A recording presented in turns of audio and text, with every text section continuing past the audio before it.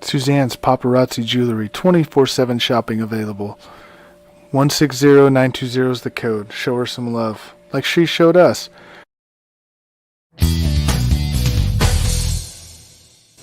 K&A Custom Crafts on Facebook. Hey, what's going on, everybody? Welcome to the Coast to Coast Entertainment Network. I am Ace, and of course, tonight I am joined by a great group of guys. Number one, let's welcome him in, Mr. Big B. How's it going tonight? I'm doing great tonight. Got home from cards a little early like normal because I don't know how to play Texas Hold'em that well, I guess. So, got to know how to fold them, I guess. I guess so. All right. And then, of course, welcome in. Well, he's writes his name is Trevor, but it's not Trevor. It's actually Mr. John Alcorn. How's it going tonight? We're good. I'm just Trevor's twin brother here, but just glad to talk some sports and just see what happens. Oh, absolutely. You have to be super excited for it. We are ready to rock and roll. We are ready to make this a great night. And then, of course, welcome in Mr. none other than Mr. Delusional 2.0, which for some reason he decided to become a Pistons fan tonight for some reason. So welcome in Mr. Isaiah Leong. How's it going tonight? It is a great night. Not only because, it's John's birthday and we can, tease him here on his birthday. Maybe mail over a cake to where he's living in Texas. Who knows? But it's a great night because I got validated tonight. I got validated, Ace and Big B. Move over, Steph Curry. Austin. All right. So, anyways, going away from that, shutting that down immediately. We're not talking no Lakers stuff right now, so shut that down. All right. So, anyway, we'll go ahead and we will jump in. But before we do that, I do want to say, happy birthday to John Alcorn. So, happy birthday. Could we sing for him? No. Because my license is turned the other way now, so hopefully people think I'm of age now. That would be great. Right. All right. So how about we go ahead and we jump into our first topic tonight, which is, so this actually broke this afternoon. This to me was actually rather surprising. I did not see this coming, and only simply because I saw, we saw him play on Monday, and there didn't really seem to be a big issue with it. But the news came out today that DeAndre Hopkins is going to actually be out for the season now. He will not play in any regular season games for the rest of the way, but Arizona's hoping that they can have DeAndre Hopkins back for the playoffs, but they're not entirely 100% sure on that. So welcome in Amy. She's also saying happy birthday, John. So she's hoping you're having a happy birthday. All right. So Big B, I'll start with you on this one. DeAndre Hopkins basically lost for the season for the Arizona Cardinals. How big of a loss is this for the Arizona Cardinals? I don't know. I would say it's probably a 50-50 loss right now. I mean, because they have shown that they can win without their playmakers in there. If they get back in the playoffs, good, but I mean, it's going to change the game plan slightly. You're going to lose your top receiver. Somebody's going to have to step up in that spot, see who it is. Hopefully they don't lose the locker room atmosphere. Hopefully he still's around the team. So we'll see how they go. I mean, right now they just got to concentrate on being healthy and getting into the playoffs. Most definitely. All right, Isaiah, I will go to you. How big of a loss for Arizona is this? This is a major blow for the Arizona Cardinals. DeAndre Hopkins, when healthy, is one of the best wide receivers in the NFL. And now you're going to have to rely on a lot of guys that doesn't have postseason experience to step up in the biggest and brightest moments of the sport. Guys like, Rondale Moore. I know AJ Green has some postseason experience, but he's not, a number one. He's not a guy that you can rely on to carry your team. Rondale Moore, they have Christian Kirk. He doesn't have any postseason experience. I mean, they still have weapons, but I'm just worried that, like, come postseason time, when you absolutely need to score, you absolutely need to catch a couple balls to, or make a big play, that they will fold. And DeAndre Hopkins was a guy that when you needed a big play, when you needed a catch, when you needed a guy to, get that third down conversion, he was the guy for you. And now it's gone. And hopefully they get him back in the playoffs. But, it is a big loss for them, even though they still have like a bunch of other weapons.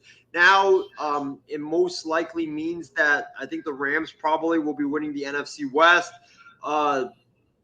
And then I think that the Cardinals, if I'm looking at the playoff standings right now, if they don't win their division, they'll be the 5th seed and play the Cowboys most likely in the first round. And I think for like the other teams that are chasing that are in the wild card that are looking at who should they play, I think, a favorable matchup might have just come out if, in fact, Arizona somehow does hold on to the division lead, that a banged-up Arizona team might be a much better matchup than, like, let's say, a Green Bay at Lambeau or a Buccaneers or a Dallas Cowboys. All right. So with that, it makes me wonder if they will be able to withstand this loss of DeAndre Hopkins. I think it kind of hurts them by not being able to get the number 1 seed, because without DeAndre Hopkins, I don't think that they can capture that, because I think their schedule is just too tough over the next several weeks without him. But I still think that they can win the West. They just kind of have to weather the storm and just hope that, the Rams don't get hot like they did on Monday night. Because if the Rams play like they did on Monday night, the Rams will catch them in the West, and the Rams will win the West. So, John, I'm going to jump to you on this. Without DeAndre Hopkins, what's this loss mean for Arizona? I said this on Colorcast. Whoever won that matchup between the Rams and the Cardinals is going to win a division. Because at that point, every single game towards the end matters. We forget how great DeAndre Hopkins is even before the Arizona Cardinals. I mean, look at this guy with how many quarterbacks, let's just say, with a certain team he's had to deal with over the years. One guy got in trouble with the team for sleeping in and didn't show up to a team meeting. This guy is a phenomenal receiver. I think it is a blow, but now we're going to have to see, can Cliff Kingsbury adjust this offense just a little bit more? Who can be that guy? Like I said, Rondale Moore, I believe, is the rookie. Christian Kirk's a very good receiver, but he's a number 2 guy. Is he really able to step up? This isn't maybe like with the Patriots or other teams where, hey, number 1 guy's out. Technically, there's no number 1, 2, 3, or 4. Every guy can step up when they need to. I think this could either show positive or negative side of Cliff Kingsbury. They're going to have to adjust. A running game, 100%, we know is their bread and butter. But Christian Kirk, Rondale Moore have to step up. And like Casey King says, AJ Green cannot have any Higgins moments. Yeah, and that's going to be the problem right now is, we know that AJ Green is going to technically be classified as your number 1. The problem is AJ Green is not the same AJ Green of old. He's still there. But I do believe Arizona is using him in the right way right now to try to keep him healthy the best way that they possibly can. Because right now they're going to need AJ Green to be the AJ Green of old. They're going to have to, because without DeAndre Hopkins, it's going to hurt. But James Conner's having a heck of a season. So, but we don't even know the significance of the James Conner injury too, because we know that James Conner was injured after during the game on Monday night too. Actually, at the very last play of the game, James Conner was hurt. So we have to see exactly if how injured he is. So with AJ Green and Rondell Moore and Christian Kirk and Zach Ertz, you would think it would be enough, but I don't know if it will be enough to win the West. They're just gonna have to somehow learn how to weather this storm for the next several weeks without DeAndre Hopkins. And that's the thing. Is if you just rely on just James Conner, I've said this about running backs in sport. We say this with Tennessee. We've seen this with so many teams. Be careful, because this season. Well, I got an idea, guys, and that is, what if Arizona placed a phone call to Larry Fitzgerald and tried to lure him from retirement? I don't think he would. Because he's still in shape. You see him at like Suns games. He's still in shape. He can run routes for you, and even if when Hopkins comes back, right, for the playoffs, he will be perfect, like as a number 4, number 5 option at this point in his career. And for him, I think it would be a good thing, because it probably is his best chance to potentially win a Super Bowl, since like they got to the Super Bowl in like 2010. But the thing is, you're concerned about AJ Green and his health and not being consistent. They may bring in an older guy like Fitzgerald, who I believe should have a Super Bowl ring by now. It doesn't make it better, and I get the point. He's been in the league for a long time. He knows Arizona. But the same concerns about AJ Green with like Fitzgerald or vice versa. I just don't know if that would solve the problem. So hopefully they can maybe split the ball in between the receivers, and that maybe this will help Kingsbury, or it will expose him. Well, I know what a lot of teams are starting to do now, which I think is brilliant. You can look at Green Bay, you can look at Denver. Several of these teams now have started to get what you call a 1-2 punch at running back. So if things like this happen, if you lose your star receiver and you don't have anybody to fall back on, you have your 1-2 punch at running back now. So you're not wearing down one running back. You can have a two-headed monster that can help you out. I mean, think about several years back. This was probably about 5 or 6 years back, when Chris Winkie was quarterbacking as a backup for the Carolina Panthers, and Jake Delhomme had gotten hurt, several years back, probably like 10 or 11 or whatever. But Chris Winkie had been winless in like his last 15 starts. And so they're like, we can't rely on Chris Winkie to come in and throw, 40 passes and win the game or whatever. So what they did, they had D'Angelo Williams and Jonathan Stewart as their running back. So basically they just handed the ball off each to them 25 times in that game, and they ran it 50 times, and they ended up getting the victory. Now, I'm not saying that Arizona is going to be that bad. It's not like they don't have weapons outside of DeAndre Hopkins. I'm just saying that they're going to be going up against some really good teams, and can they score enough points without DeAndre Hopkins? Would this mean that the defense, this puts more pressure on the defense to a certain extent in the first few games without Hopkins, knowing that we don't know what they can do, what Cliff Kingsbury is going to do with this offense, because they've never been in this situation before? Honestly, my brain just goes on football. All right, so we have a few comments rolling in here. Isaiah. Okay. I got something for. As a matter of fact, I'm going to comment on Isaiah's little comment. But first, they've been talking to Larry Fitzgerald, and if they if they haven't got him to come out of retirement, then he's not coming. And Ace, I know I'm probably jumping on your call here, but Isaiah, I want to know how you think San Fran is going to jump Arizona when Arizona already has a 2-game lead on them, because they beat them both times. Simple. I think Niners go 4-0. Isaiah, our Big B, they don't have a 2-game lead. They technically have a 3-game lead, because the Niners have 6 losses and the Cardinals have 3. Well, I'm Arizona's got so San Fran's got to run the table. Yeah, so San Fran would have to go 4-0 for the rest of the way, and Arizona would have to lose every single game in order for San Fran to jump them. I'm sorry, Isaiah, that's not happening, because they still play the Detroit Lions this coming Sunday. So good luck. Good luck with that one.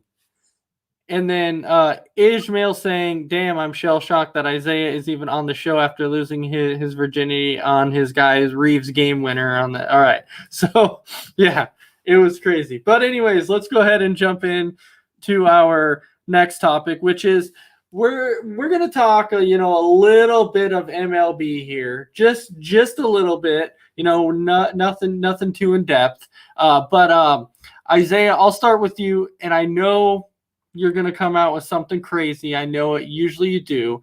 But who is your current top 5 catchers in MLB? My top 5 catchers? Oh, man.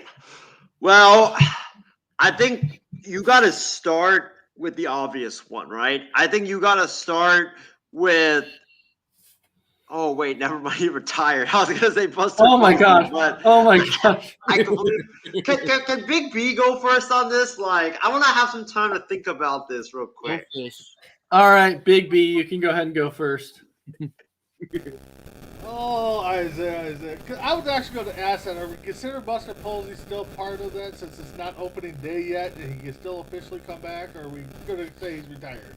Well, you you can. can. Board? Okay, so technically, to make it easier, you can go to top 5 catchers last year because the season hasn't started yet. So you can look at last year and say, who did you classify as your top 5 catchers? I mean, we can go top 5 catchers going into the season. We just take Buster Posey off of it. That's what I was going to ask. Mm-hmm. Yeah. So, because, I mean, like Isaiah was going to say until he forgot his name, I mean, Buster Posey by far is probably your top best catcher. So I'm going to take him off the board. I mean, you got Silvero Perez in Kansas City, who I think is going to be an all-star for years to come. After that, let me look at my list here. Mike Zuno from Tampa Bay. He's a good catcher coming up. JT, I always get his name from Philly. Romerto? Realmuto. Yeah, Realmuto's a good catcher. I like him. Will Smith of the LA Dodgers. I think he's going to be an up-and-coming catcher. And the guy I like, because I get to see him quite a bit, and if he stays healthy, I think he calls a great game and he has a great bat, is Mitch Gardner from the Twins. I think, I mean, call me a homer, but I would say he's probably number 5 in my book, when healthy. Okay, now Isaiah, since you've had time to think about it. So for me, I think that the top catcher right now in baseball, it's got to be JT Realmuto because this guy is a force with the bat. He's a force defensively. I think he led the National League in runners being thrown out last season. He's a great pitch framer. So for me, he's definitely the number 1 catcher in all of baseball. And then, 2 through 5, you could go with a different combination of all these guys. But for me, having watched him closely for 81 games in Oakland, Sean Murphy's number 2 on my list because this dude is one of the elite defensive catchers in all of baseball. His bat is not there, obviously. But for me, when you look at a catcher, you got to have a great pitch framer. The catcher has got to have a great impact on the pitching staff, and also he's got to be able to have a great arm to throw out runners. He's got to be a great defensive catcher because you can have a great bat, but and then you can be the worst defensive catcher of all time. And it's the catching position is about catching behind the plate and making your pitchers better and throwing out runners. And if you have a bat, that's a plus. But Sean Murphy, he's tremendous defensively. He makes his pitchers better. And also, he's great at throwing out runners. Whenever guys run on him, he throws them out most of the time. So for me, Realmuto's number 1, Murphy's number 2. And then I will probably go with – it's tough, man, because there's a lot of really good catchers. But I think you got to go with Salvador Perez at number 3. Number 4 for me would probably be Wilson Contreras. And then I would say number 5, man, it's tough. But I'm going to go with Christian Vasquez from the Boston Red Sox. You know what? I would say right now I'm pretty disappointed and a name that people are leaving off there because I'm like, how can you not classify this as a top 5 catcher? And that's Yadier Molina. How can you leave Yadier Molina off this list? All the dude does is nobody runs on Yadier Molina. He's one of the best defensive catchers in baseball. You can definitely rely on him behind the plate. You can rely on his bat. So if you look at top 5 catchers, I don't care that Yadier Molina's older. You know, he's sitting at number 5. He's definitely top 5. He's definitely top 5. So he's there. So just really quick, though, we have some developing news. Just really quick, we do have some breaking news here that if I believe this is right, I'm double checking before I announce it really, really quick. Oh no! I don't see it on ESPN yet. But I'm looking. Yep. So classify are said by Adam Schefter just now. After less than 1 year in Jacksonville, Urban Meyer has officially been fired by Jacksonville. Suck it, Urban! You're garbage and shouldn't be in the NFL. I told you, Isaiah, it wouldn't work. This guy is a coward. He's a bully and a manipulator. Yeah, he I told is. you. Wait, are you serious? Did that just break just now? Yep, that Let's broke just go! now. He's a Urban bull- Meyer officially fired. Now Okay, I'm can I- getting the update. Yes. Yep. Urban Meyer is now out as coach of the Jacksonville Isaiah, Jaguars. I told you, this guy is a bully and it's not going to work. He had caught. Did you see that story today from about what was the breaking? Kicker. Yeah, the kicker. Yeah. And Kicker, yeah. Let's go. Good. But here's Wow. the thing. I'm sorry. This gets me riled up. But I'll- I really, despite me getting passionate, I feel terrible for Trevor Lawrence because I think he is a talent that has the potential moving forward. Yeah, But but you it's still need to Jackson. build around him. I mean, Yeah, Yeah, but- Rappaport just confirmed it just Yeah, now. but Isaiah- I'm so but Isaiah- I'm Wow. but I'm telling you though. I am telling you though that I think a lot of this Trevor Lawrence issues was not him. I think it was actually Urban Meyer. I really think it was. I think his locker room was so toxic that Trevor Lawrence had no possible way to succeed whatsoever. Because think about Wow. it though, everywhere Urban Meyer has left, before he left the team, there's always been drama. And so if it was just one place, then like, okay, maybe there's something there. But it's been Urban Meyer every single time. I think what shocks a lot of people though is why Christy Wilson's like saying holy bleep. I think the reason why she's saying that is because I think people are shocked that he got fired not even a full season. It didn't even run a full season. Like they didn't even allow him to finish the season. All they said was you're fired. Like that's it. And it wasn't even a full season. Well, here's why I'm shocked. Here's why I'm shocked. I'm shocked because you guys know who the Jags owner is, right? Shad Khan. Yeah, Shad Khan, yeah. Yeah. So if you look at his record, out of all the owners that have taken over, like the new owners that have taken over their team since 2010, Shad Khan has the worst winning percentage out of all the owners. And when you look at this guy, what were people in Jacksonville, you know what they were talking about him? They were saying that, oh, this guy, he celebrated this Urban Meyer hire like he won the Super Bowl. He had been pursuing Urban Meyer for the last 2 years. He gave him like a 6-year, $72 million contract and all that stuff. And I thought, like, John, I agree with you. I thought Urban Meyer should have been fired. But you know why I thought he wasn't going to be fired? Was because of Shad Khan. This is the same guy that kept who was the coach before Meyer? I'm blanking. Damn. Tom Coughlin? No. This is the same guy that kept Doug Marrone. Doug Marrone, yeah. This is the same guy that kept Tom Coughlin for like a couple years too late or too long, and he kept Doug Marrone for 2 years too long. And this guy, he's never here in the United States. He doesn't want, he always, makes his coaches pick whomever he wants in the draft. And also, he just doesn't always fire his coaches that early. So I thought that that he wouldn't fire Urban Meyer because he celebrated like he won a Super Bowl when he first hired Urban Meyer, and he doesn't want to.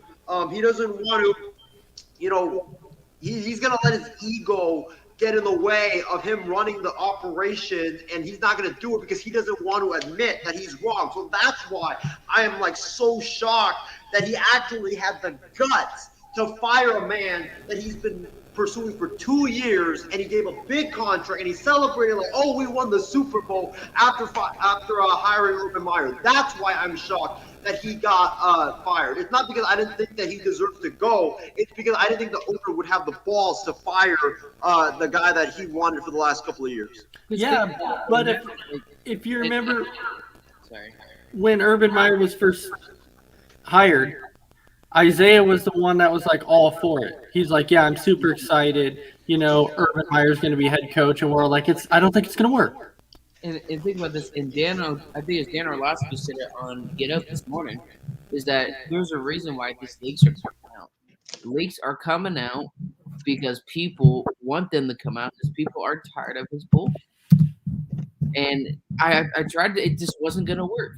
I said, after that first incident, again, the people make mistakes and move on. But this is the same pattern Urban Meyer has had at every single team he's been at before he leaves. There's always drama. So I don't know what Sean Khan is thinking or what the organization was really thinking, even though they probably don't have much say. He has all to say of hiring Urban Meyer. Because, you know, if he did it for every team he left before, what makes you think it was going to change now?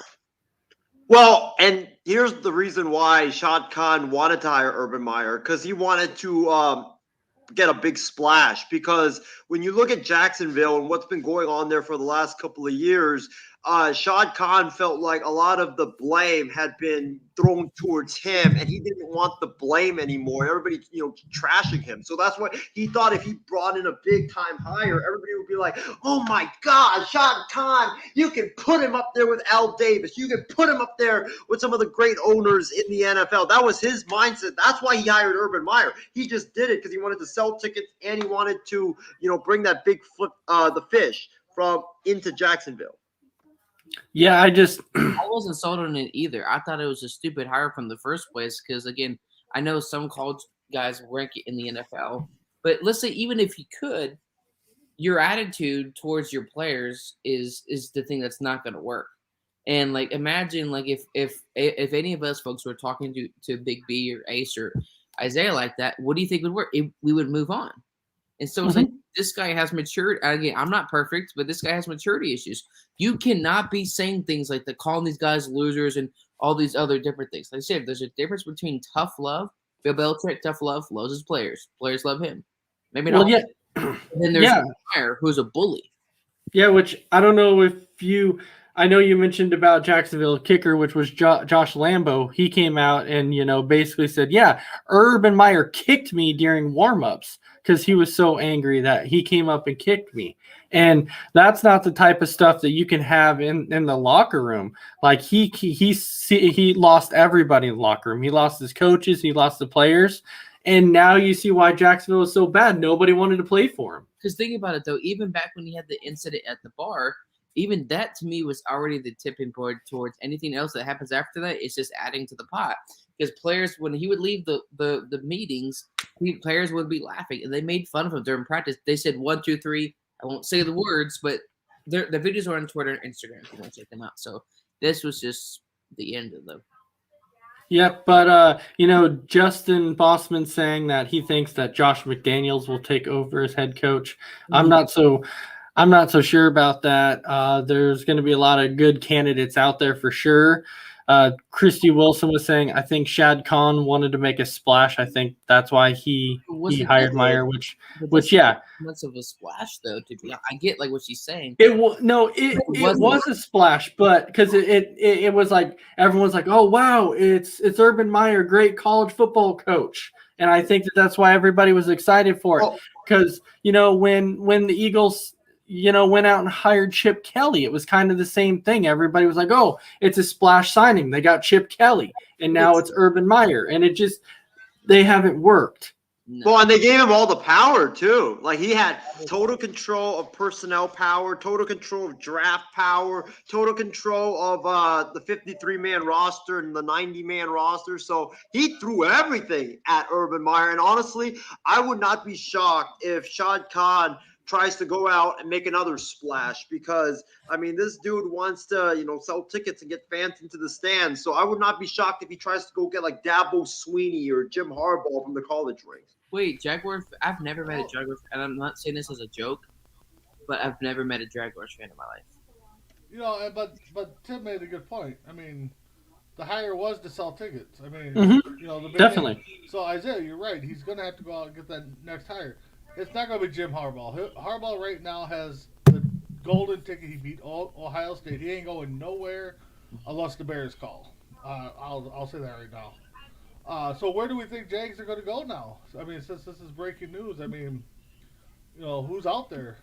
I mean, where do we see Even them if going? And what's that do to Trevor Lawrence now? I mean, it destroys. I think because think about it though, Marvin Jones is not a scrub. He's a very like Pro Bowl like type receiver, and you have your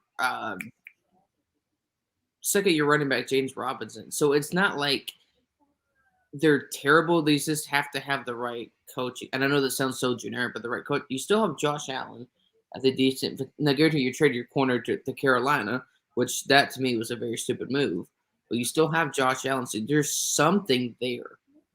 But now, if you're the Jaguars and you're Trevor Lawrence, I can't imagine what's going on in his head because that truly we joke a lot, but he's in the worst position out of any quarterback in the league. Who was the offensive coordinator that just got released a couple weeks ago? Was that from Jacksonville or was that from Carolina? No, there was Jason Garrett who was fired from the Giants. He was their offensive coordinator. Brady. Huh? Wasn't there Brady that got released? The offensive coordinator was that? Joe Brady didn't get fired, did he? What? He actually did. They made a change like a couple weeks ago. Yeah. Okay, so that's okay. That's right. I was gonna say, so when they bring back their old offensive coordinator, but that ain't gonna work here because he was in Carolina. Okay. Yeah. I got it a won't name. work, I got a name for you guys. Uh-huh. I think they go after Dabo Sweeney. To be honest with you. Oh gosh. No, because like you said, Big B. Remember, this guy loves to make splashes, right? He wants to get the big name to sell tickets, and we said it earlier. He's gonna try to do it again after swinging and missing this time. And Dabo was at the Raiders game a couple of weeks ago, and he was talking to Mark Davis and dressed in Raiders gear and all of that stuff. So who knows? I could see Shad Khan throwing the bag at Dabo. There are a few head coaches out there that I can tell you now that they're not like big names, but I know that they're coaches that want to be head coaches again. Number one is going to be Jason Garrett. Jason Garrett's going to want to get back into coaching. So don't be surprised if they interview Jason Garrett. Don't be surprised if they interview Joe Philbin. Don't be surprised if they interview. I just had the name in my head and I completely just lost it. But what about bringing back a guy like Del Rio? I mean, he was there for a little bit. Maybe. There before they had Blake Bortles during the Blaine Gabbert era. Oh, Rex Ryan. That's what I was trying to think of because Rex Ryan could be another one that's been wanting to coach forever. Again. I mean, that would be interesting. I just think when you're a piss poor franchise like Jacksonville, regardless, I think of who you bring in, nobody's gonna win. And I mean, you did it with the Browns last year. The Jaguars are not gonna be a team that's gonna win. I think regardless of who you bring in, you still have the same stupid owner that you've had. For who knows how long until he sells a team, which he never will. It's just gonna be unfortunately the same. And I know Justin's talking about Josh McDaniels, but the thing to me with Josh McDaniels is a simple fact is I know that Josh McDaniels is going to be waiting for Bill Belichick because he's going to be the next in line to be the head coach for New England. Wasn't he already offered a job and then turned it down? He was with the Colts 2 years ago when Jim Irsay retired, and then he at the last minute said no, and then went to New England. He's waiting for the Patriots. How about a guy like Brian Leftwich in Tampa Bay. Potentially. I could see it. I could see it. This one's just a joke. Todd Bowles. John Bulls. Nah. Well, Yeah. I think what you need for Jacksonville is, first of all, like you need a modern day offensive coach, because when you look at the Jags' problems besides Urban Meyer, I mean, Darrell Bevell and Brian Schottenheimer, they should have been fired alongside with Urban Meyer. I mean, these guys are two of the worst play callers, play designers, game planners of all time. I mean, they would make a high school team look bad. That's how atrocious they are. And, you know, you need a modern day offense. You need like what they're running in San Francisco, what they're running in Green Bay with what LaFleur is doing, what they're running in LA with McVay. You need that type of an offense, or that type of a modern day offense. So that's why I suggested like a couple weeks ago, how about Dan Mullen from Florida? I know he just got fired, but I mean, he's a great play caller. He's a great play caller. The reason why he got fired from Florida wasn't because of his offense. It was because he didn't like recruiting, and Florida's recruiting was like number 50 in the nation, and that obviously is unacceptable. Which Ishmael just mentioned Dan Mullen. But Christy Wilson, when she was talking about, you know, Sweeney, she was saying that Sweeney may be the most likely candidate to become the Raiders coach, which I could see that happening. Chris Mabry is actually saying the Chiefs OC, the Chiefs offensive coordinator, which is Eric Bieniemy. He's supposed to be kind of a big name out there too, that a lot of people are kind of targeting. Christy Wilson is saying Kellen Moore, maybe potentially. I mean, with what he's done in Dallas, maybe. All right, but we do have a few more topics to get through really quick, so let's go ahead and get to these next few topics, because we could talk on this Urban Meyer situation pretty much all night. Just saying, we could. But so our next one is, when you think about sports, you know, what is that most unbreakable record in sports that you can think of? And this can be like any sports. What record comes to mind that you're looking at that you're like, this record will not be broken? And Big B, I'll start with you on this one. Isaiah's worst sports takes. I'm just kidding. To be honest, there's two. One is professional wrestling. Bruno Sammartino's title run. I think it's like 7 years. That's not going to be broken. And Ace, you'll probably give me 100% credit by this, but he's one of my favorite quarterbacks. Brett Favre's consecutive start at quarterback will not be broken. No, it won't be. It won't be, because it's like 304 consecutive starts without missing a game, and you're telling me that somebody's going to break that record. There's no way, because back then, you know, guys could get a concussion and go back in the game without having to miss a game. And now it's, you get hit in the head, you have to leave a game, and then you have to pass protocols and everything else. Back then, you got a concussion, you might have left the game, but then the next week you were starting regardless. So it doesn't really matter. But I do agree with you on that Iron Man streak. The other one that I think about too is Cal Ripken's, the over 2,000 some consecutive games started. That one, for baseball, that one's going to be hard to beat. I don't know if there's anybody that will be able to touch that, because most players now are not as durable as that now. So I think that's going to be really tough. So John, how about you? If I had to pick, this is hard because I don't watch baseball, and I know we just talked about this, so it's kind of maybe not as interesting. I think number one, Steph Curry's 3-point shot. Like I said, nobody shoots the ball released from his hand.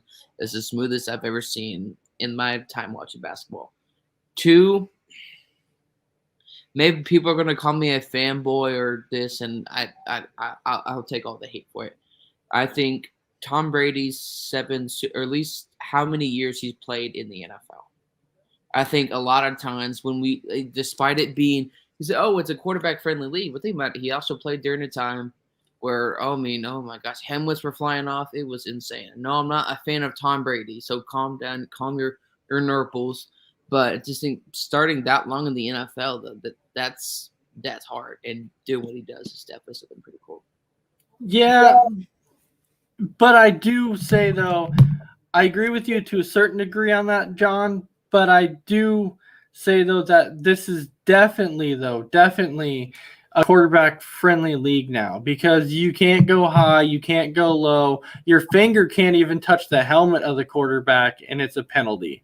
So now, if you're a young quarterback, you can come in and start your rookie season, and guys can't really touch you. So you could play well into your 40s and not have a problem with it now because of You think about it, the rules now. 2000 to 2010, before that stuff. Again, there are other ones I would rather prefer. Again, I don't watch baseball, so I don't want to say something that's absolutely insane. But I'll just go with Christie's right here also for 3. Like I swing like a girl. So if I could barely hit one softball, a 56-game hitting streak in 1941, regardless. So, and I'll admit it. I swing like a little girl. I scream like a little girl when I see a spider. Do it in the get consistently, though. I mean, they always say, oh, they're athletes. That's what they're trained to do. Just because that's what they get paid to do doesn't mean it's easy. And Las Vegas will be hosting the Super Bowl in 2024 also. So that came out today also. But Isaiah, I will go to you now. What is one record that you don't think will be broken? Well, I mean, you guys said a couple of them that were in my head, and I wanted to say the Joe DiMaggio 56-game hitting streak in 1941. That I don't think will ever be broken. Though Steph Curry 3-point record, because he already broke it now at the age of 32 or 33. He's got, I think, like 5 more years in his prime to play, so he's probably gonna shoot way more threes. So that record will definitely not be broken. It's gonna be totally unreachable. But for me, I'm gonna throw one more to you guys, and that is, how about the Joe Nathan hot dog eating record? The guy always. You're talking about Joey Chestnut. Joey Chestnut, not Joe Nathan. My bad, but Joe Nathan. Yeah. Joe Nathan is a baseball player. I thought you were gonna say Joe Namath. I was like, bro. Joe. I knew it was something with Joe. I knew I don't know. Joey Chestnut. Not Joe Nathan was a closer for the pitchers in the 90s and early. Not Joe Nathan, but I mean, Joe Nathan was a closer in baseball. Oh my gosh. Please stand for the Coast to Coast Entertainment Network and National Anthem. Oh my God. But yeah, Joey Chestnut's, good gosh. Joey Chestnut's record, like he breaks it every year, it seems like, but his record will never, ever, ever be broken by another person. He probably will break his own record, but his record will never, ever, ever be broken. Nah, because he ate like 76 hot dogs. It's freaking. It's crazy. It's crazy to see him do that. Well, I think I could do better, actually, to be honest. Dude, 76 hot dogs? Are you kidding me? I've got an idea. So this either this one or this in January, we're gonna do a live show and we're gonna count the timer and see how many hot dogs Isaiah can eat, because you put your money where your mouth is. Is it including the bun or is it just the sausage? It's all of it, man. Hey, let me fast for a couple of days and we'll do it. There's no way. I can't even eat one hot dog because I don't like the hot dogs. But still, 76, bro. You might as well call off of work for 2 days because you got. Well, I won't say that. Yeah. Well, I was gonna say. So imagine though, because this guy has won the hot dog eating contest 14 times. He's a 14-time champion, and he continuously breaks his record every year. So imagine, right now, the record 76 hot dogs in 10 minutes. So imagine trying to eat 77 hot dogs in 10 minutes. You're not doing that, Isaiah. I'm sorry. You're not doing it. No, let him do it. Let him do it live on air. Because he said it, so it's too late. I don't think you can do it. Dude, I can eat a lot of food, and I can't do it. Well, John, I'm a big guy, and there's no way I'm coming. Even me too. John, I'll do it. There's no way I'm coming close to 70 hot dogs. I'll do it I when you do the disgusting pizza. How about that? Some hot dogs. Right? Now, we throw Chris in there, wrap some bacon around him. I mean, maybe we get Chris involved and we can come close. Whoa. Oh my You want god. crispy bacon on John, how many hot dogs do you think you could eat? None, because I actually can't stand hot dogs. Okay, Big B, What- how many hot dogs do you think you could eat in a 10-minute span? 10-minute span with buns and all? Yeah. Because I'm not soaking them in water like they do. Uh-huh. There's You no do? way. Oh, Oh. gross. Yeah, they'll who soak the who butter, sucks it everything, in yeah. water? Come on, man. They soak it in water to loosen everything up, and it Yeah. kind of dissolves it and Yeah. it helps you. And they eat them in like 2 bites. 10 minutes, I could probably 4, maybe choke down 5. In 10 minutes, okay? Possibly. So we're only 71 away. Yep. Okay, so Isaiah? Well, I'm ready.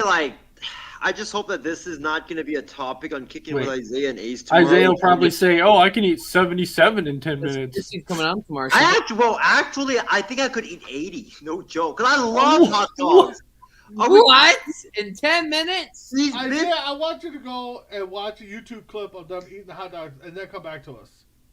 I'll come back to way. you tomorrow. That's what I'll do. I'll come back to you tomorrow and see how much I can eat. But I honestly think I could eat 80. In 10 put minutes. some- If I haven't eaten in 3 days, of course. Oh my god. Are you kidding me? There's no way you can eat 80 hot dogs. And I'm I not almost dipping them wanna in see water, that too. now. I'm eating I it want- like that. John, I like your idea. I think we do need to set this up and have when is it? 4th of July weekend? Ain't it normally Yes, that's let's when? do it. Yeah. So we should do it the week before 4th of July. Get Isaiah prepped up, have him not eat for a week, and see if he can swallow 80 hot dogs in 10 minutes. Oh, good Lord. I don't- You know what? I'll say not even the bun. Let's still go 80 straight hot dogs. No bun. I still don't think you can do it. Yeah, so, I'm saying, though, so Big B, you're saying 4 or 5. Yeah. And me, I could probably do right around the same in 10 minutes, maybe 6, because I can put down some burgers too. I've done it live on. Oh, and I love hot dogs too, but yeah, I- after a while, I was like, I did that. Well, we weren't live when I put all those burgers down. We were in a meeting when I put them down. I think I put down like 6 of them in maybe a 15-minute span or something like that. So with hot dogs, I can maybe do 7 or 8 in a 10-minute span. So we're getting a little bit closer, but I don't think that we could still touch that. no, there's no way.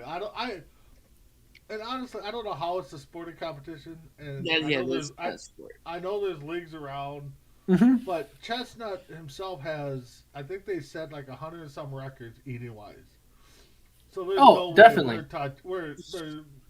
you can get 70 guys in 10 minutes, and we probably still wouldn't be able to scarf down 70 hot dogs. I mean, So- we all eat one. I don't think it'll work. So Christy Wilson is saying one hot dog because that's all I can handle, and then she's saying 80. Are you serious, Isaiah? And then she's like, I better brace myself for this insanity when I come on Kicking It on Thursday. It'll be insane, Christy. You might as well just take a. No, I won't say that. Yeah, it's gonna get ugly, Oh. but 80 So- hot dogs, Isaiah. that might be one record that could stand for a while. But the thing is we said that too when the Japanese guy, Kobayashi. yeah, we said that when he was eating all the hot dogs. Oh, nobody's gonna break that. Nobody's gonna break that. I mean, yeah, 70's up there, but man, it grosses me out just thinking about that competition. And they put it on ESPN all the time. Oh yeah, Come on. they do. Not even a sport. It's just for people that. Yeah, that's just I not. mean, what's the ladies' record? I mean, it's like what, 50? Ooh. Yeah.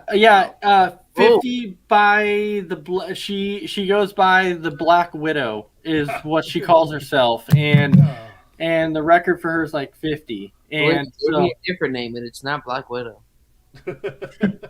yeah, her name's Black Widow. Yeah. And don't ask me how I know this stuff. It's all information that's just kind of up What there. are you watching Related? at the time? Like, you eating hot dogs or? Hey, No, No, I just have this useless information up there when it comes to certain sports and It's becoming stuff. food. Just say it. It's food. It's food related. You remember all that stuff. Right? Yeah, it's food. It's food. It's all there. It's all good stuff. Hey, we all on the show like food. Mm-hmm. So, okay, now we talked about that one. So we only have not our last topic that I like to touch on is, and you kind of see this in college, to where like a college athlete messes up, and when he messes up, the college gets penalized for it. They go, because this college athlete messed up, you have to pay a fine, or you get docked some scholarships or whatever. You see often this happens to the college. So I'm going to ask you, is it right that a college basically has to pay for one of their student athletes messing up? Or should it just be the student athlete that has to suffer and not so much the college? And John, I'll start with you on this one. Having worked with kids, that's like blaming the teacher for the parent being an irresponsible jackass. And then why are my kids' grades low? Well, probably because you're not paying attention to your kids at home and you don't actually help them study. The same thing in here with college and college sports. You're going to penalize the school for what an athlete did. They're a grown man over 18 years old.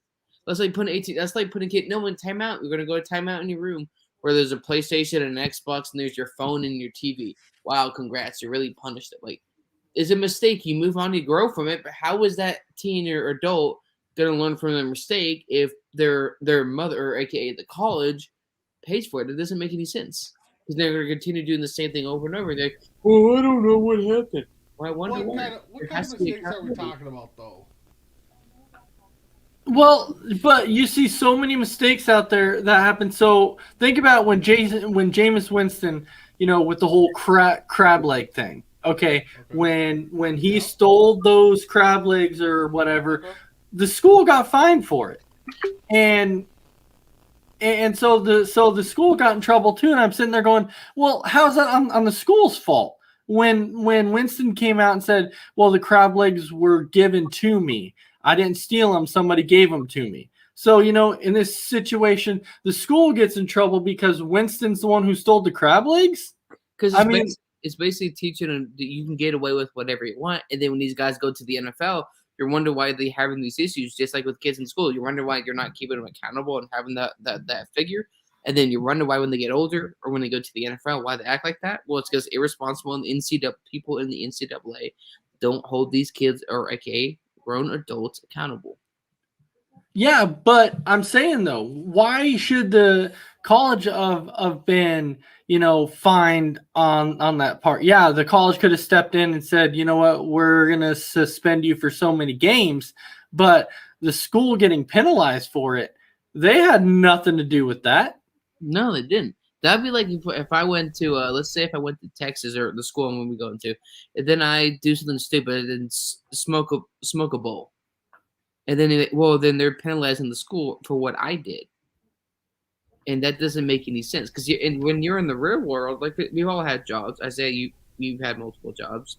We've seen when employees get in trouble, most of the time, unless you're in retail, if you made a mistake and you screwed up, you have to pay for it. It's that simple. So now they're having these kids live in this fantasy world. Mm-hmm. And the colleges, I agree, Adam, they should not be penalized for what a grown man decides to do. All right, so Isaiah, I'll go to you on this one next. Should the college be penalized? If the player makes a mistake? Yeah, if the player's the one who makes the mistake and the school doesn't know anything about it, and the player's on their own, let's say they go out and they steal something, and they're like, okay, well, school, you should have kept a bigger eye on him or whatever. So now the college gets penalized because they're the one who stole from the store. How's that on the college? Yeah, I think that that the players should get, penalized for it because you're the one that did it, man. Like you're the one that did it. So I don't understand why like the school gets penalized for it. It makes like no sense whatsoever. I don't get it. It's so weird that the school gets penalized, but the player doesn't. It's like the whole Jameis. Well, the Jameis Winston thing I think was separate because I think Jimbo Fisher even slightly admitted today that that they were like, you know how today was National Signing Day, right? And this was like Oh, the yeah. first National Signing Day that I think the NIL am I saying that correctly? You know, the whole like players getting paid or Yeah, getting yeah. and all that stuff. Yeah. So that was like today was the first signing day with those things in place.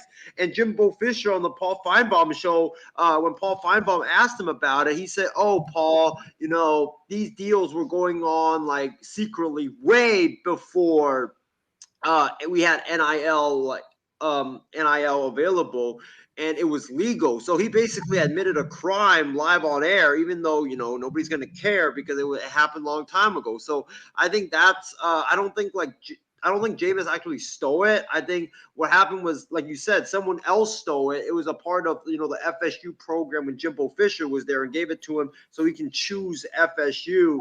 But I do agree. I think that you can't be doing something and you don't get penalized, and the school ends up getting penalized. It makes no sense. So what? How did this topic? Was it just thought of Adam, or was it like an article that came out? It was just this article that came up that started talking about, problems they've had in the past and, these college players entering transfer portal, and then these other colleges reaching out to them and say, "Hey, we'll offer you this, we'll offer you this." Yep. And then the school that they're with gets in trouble because the students get offered stuff, and it's like, well, that's not the college's fault that the other colleges are offering them stuff. They have nothing to do with that. So why is this college being penalized when the other school is offering the student athlete anything when the college doesn't know nothing about it? I think what's going to happen with this, now that the student athletes are getting paid or endorsing, I think that they're going to go away from penalizing the schools more, and they're going to start turning into penalizing the student athletes more, because then now they can recoup some money from the student athletes. So that's where I think this is going to go. Which they should. Yep. It should be rightfully on the players, not the college. Sometimes the college doesn't know anything about it, and then they get a call and they go, "Oh, you know what? Your student accepted a bribe from so and so college, so you get penalized." And the college is like, "I didn't know anything about it, so why are we getting penalized for it?" So I think everybody knows that students get bribed. It's just who's going to leak it and stuff. I mean, everybody's going to go where the better deal is. I just, I don't think it's the bribing possibly, but like you said with Jameis Winston, I think if he would have got paid back in the day, they would have went after him, But yeah, they got to start doing something, because, like you guys have said, if they don't bust down on the student athletes, it's just like our own kids. Ace, if we don't teach them right from wrong, they're going to keep doing wrong. If we don't punish them when they're doing something wrong, they're going to still do stuff wrong. So. Well, yeah, because if every time kids do anything wrong and the parents get punished for it, what's it going to teach the kids at all? It's not going to teach the kids anything. It's going to teach the kids, oh, I do something bad, and my parents or the college is going to get in trouble. It's not me, so I can do whatever I want wrong, and nothing's going to happen to me. So I think at some point the college students need to be held liable. This is the same thing that happens in schools or elementary and middle school, because I was just working at a school, and I can't tell you how many times I heard that same story over and over and over. About what? It's like what we're talking about. Oh, yeah. Like when you blame the school, you blame the teacher, and it's just the same repeated cycle. All right. Well, that was our final topic of the night here for that one. But we do have, of course, that little mini game that we do play at the end, and I know Isaiah was like super excited about this. What? Yes, Isaiah was super excited because it's a little mini game. It's a little mini game that we play, and so Isaiah always gets super excited for it. Yeah, I got so excited just now that I jumped up and then I banged my back on the wooden part of my chair. So yeah, that just shows you how excited I am. Someone call a doctor. Get a doctor ready. Get the doctor ready. A doctor? You're 23. Then. You know why he's just setting up his mini game. Uh-huh. I don't know if you guys saw anything, but Texas A&M just took over them as a top recruiting class this so far.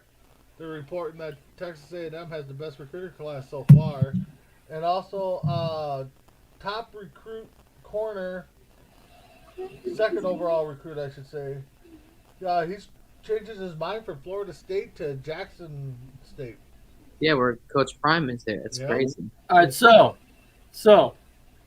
since this is weird to say, but since Isaiah's the defending champ, since he won 1-0, which is really weird to say that he got the victory, this is going to be NFL trivia. So Isaiah, let's go. You get to. Actually, you know what, John? Yeah. Are you participating in this trivia? I will probably get it wrong, but sure. Okay. So what we're going to do is we are going to randomly select a team here. So we are going to randomly select a team. And we are going to go with the let's do a little Miami Dolphins trivia. Oh, I'm gonna get this wrong, but I'm gonna go for it. All right, so we're gonna go with the Miami Dolphins trivia. All right, so Isaiah, since you won the last round, you get to say who goes first, who goes second. I'm gonna go with John because he's the guest on the show, so I will go with John as going first. And then Big B, and then you, or what? Yes, and then Big B, and then me. Okay. Oh, what a champion to cower to third. Ooh. I know, right? So, John, your first question is, what year was the Miami Dolphins' perfect season? 72. Correct. So, look at that, Isaiah. Look at that. Look what happened. You let John go first. That's an easy question. Like, think about it. I may not be the smartest guy when it comes to science, math, or reading, but to a certain extent, I'm like the Albert Einstein of football knowledge. Look at that, though. Look at that, though, Isaiah. That backfired. You allowed John to go first, and bam, he already got one right off the bat. So Big B goes second. So who was the first Dolphins quarterback to pass for more than 400 yards in a game? Even I don't know that one. I got to go with the obvious answer, Dan Marino. No, that is actually not the correct answer. It's David Woodley. Who? David Woodley. Okay. I was gonna say Cliff Pennington. And you would have been wrong because that's. I mean, Chad Pennington. Pennington, not just Cliff Pennington. What in the world? Okay, so Isaiah, your question is: Oh, this what? is gonna be hilarious. What team? What team did the Dolphins beat to claim their first Super Bowl victory? Oh man, This is the NFL, not college.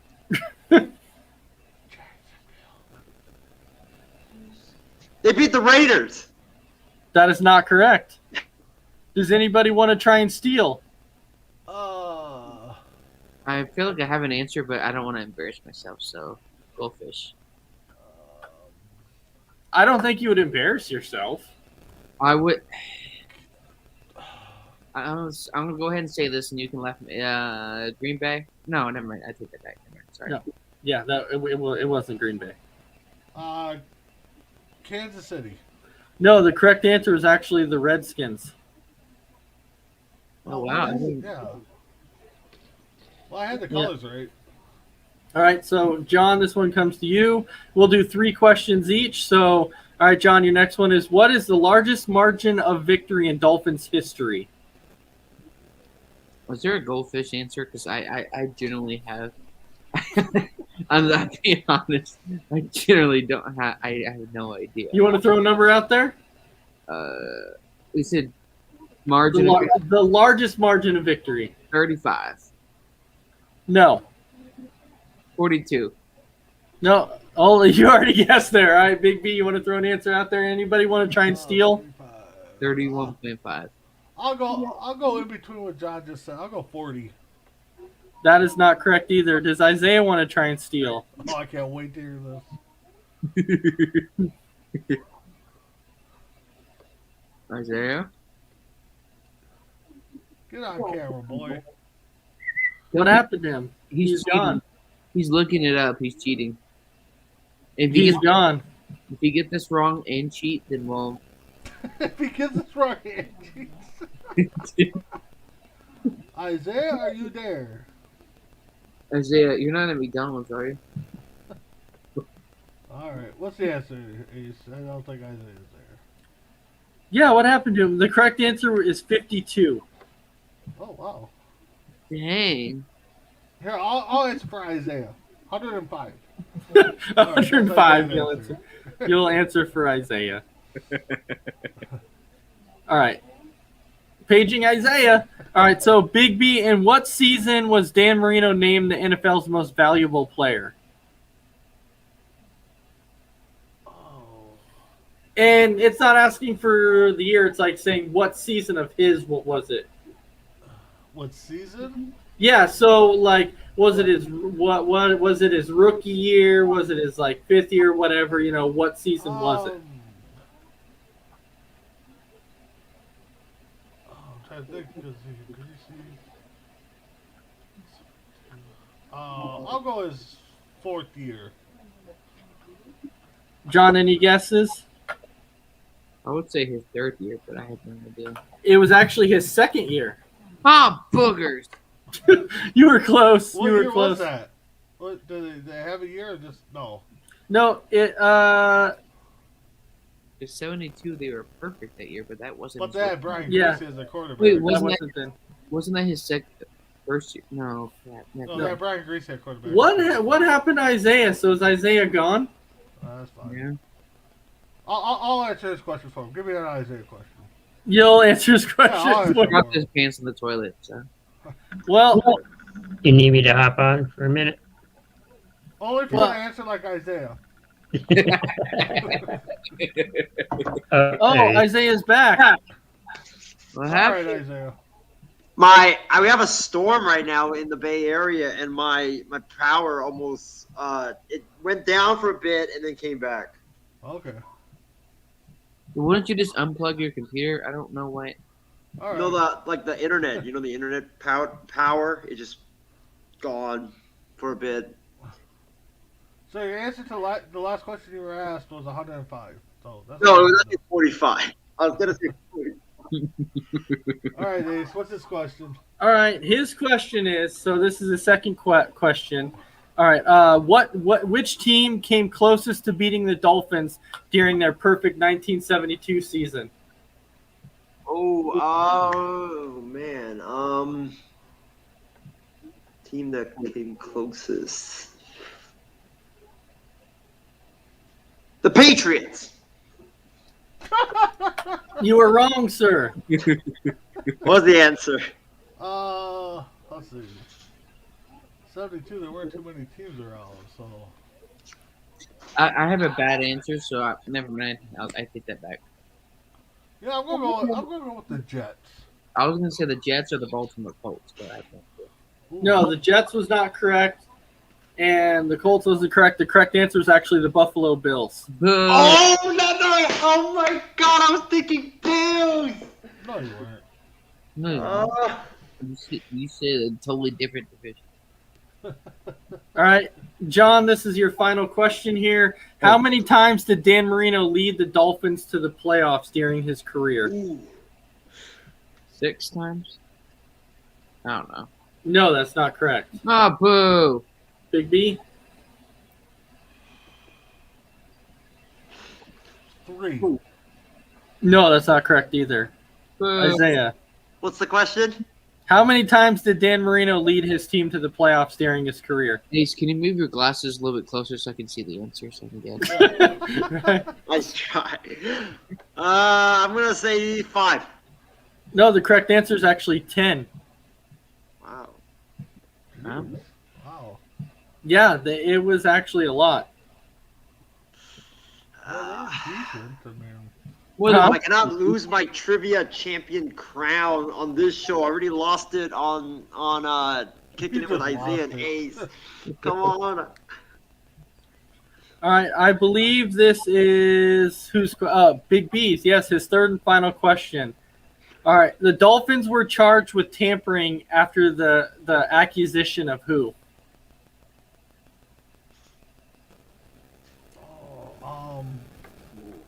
This is actually a famous one. This is one that was talked about for a long time. oh, God. Temper with,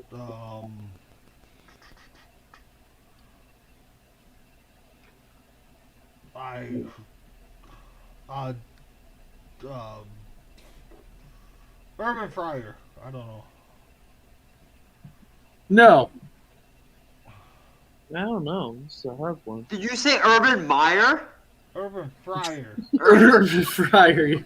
No, the correct answer is actually Don Shula. Really? Yeah. Wow. Well, it all comes down to Isaiah here. I hate this, So- this pressure. I hate this pressure. What team defeated the Dolphins in their first Super Bowl appearance?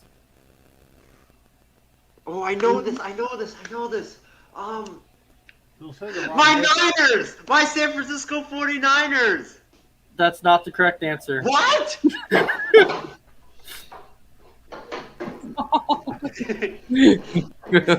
I knocked the chair down. The Sorry. Oh God. It's all on you here, Big B. Cowboys? He got it. It's Wow. the Cowboys. Oh, is that the team with Tom Landry? No, not Tom Landry. Who's the head coach then? I know who you're thinking of too. I don't know why I said Tom Landry. That was. Wasn't it Jerry Jones? No, you're right. You're right. It was Landry. Did you say Jerry Jones? Yeah, didn't Jerry Jones coach the Cowboys at one point? No! Oh, We my had- God. What? Jerry Jones never coached the Cowboys?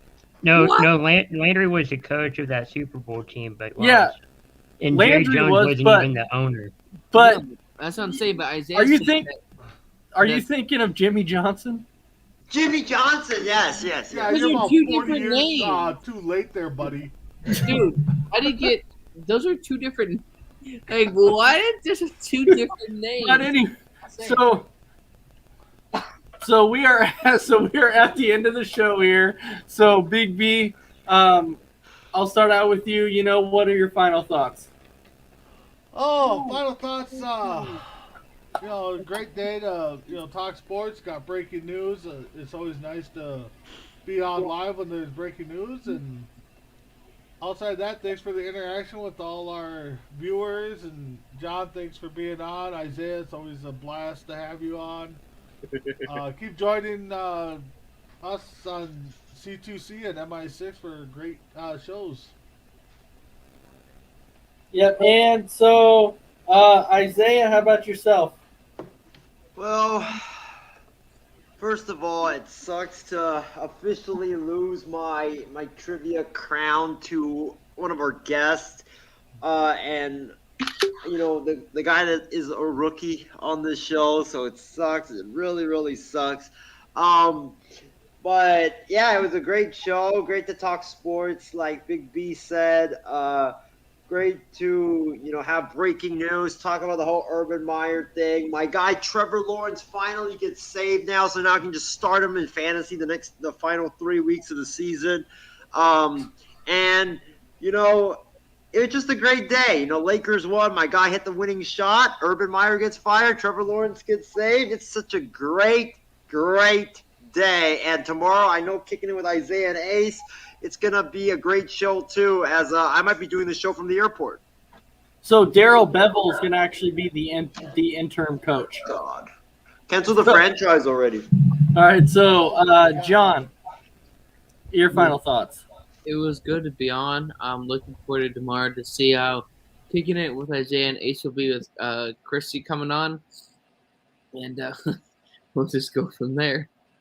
All right, so we definitely want to thank all of our viewers for watching. Thank you very much for supporting Coast to Coast Entertainment Network.